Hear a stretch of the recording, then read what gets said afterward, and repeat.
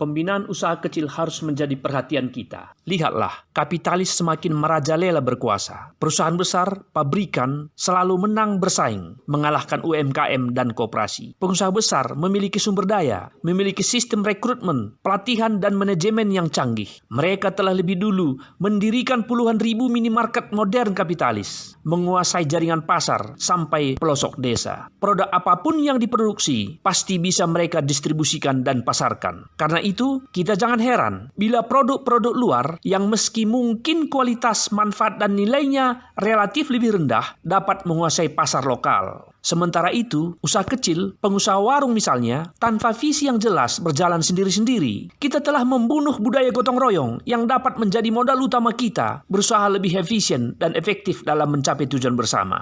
Sengaja atau tidak, budaya gotong royong telah kita gantikan dengan doktrin usaha mandiri. Kita jadikan tolak ukur keberhasilan usaha, padahal adalah bibit pecah belah dan perang antar usaha kecil.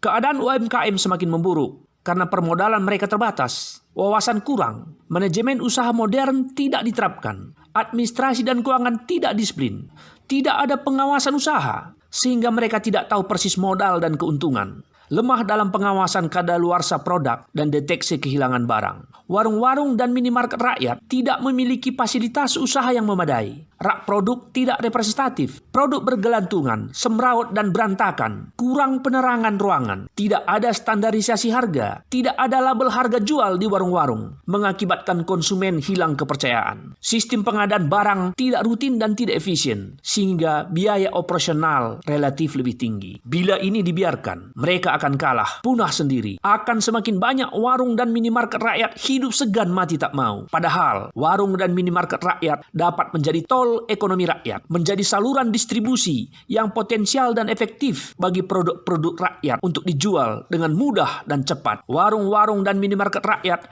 dapat menjadi tol ekonomi rakyat agar konsumen memperoleh produk rakyat dengan harga murah, yang tentu akan berpengaruh kepada kesejahteraan masyarakat, konsumen, petani, nelayan, dan industri rumahan. Itulah sebabnya, dan ini sangatlah penting, bahwa pembinaan warung dan minimarket rakyat harus menjadi langkah strategis dan mendasar yang harus kita lakukan segera. Karena itulah kami mengadakan pembinaan dan pendampingan UMKM dan koperasi. Kami sedang mengupgrade warung tradisional menjadi warung-warung modern. Kami akan terus memprakarsai pendirian ribuan minimarket rakyat.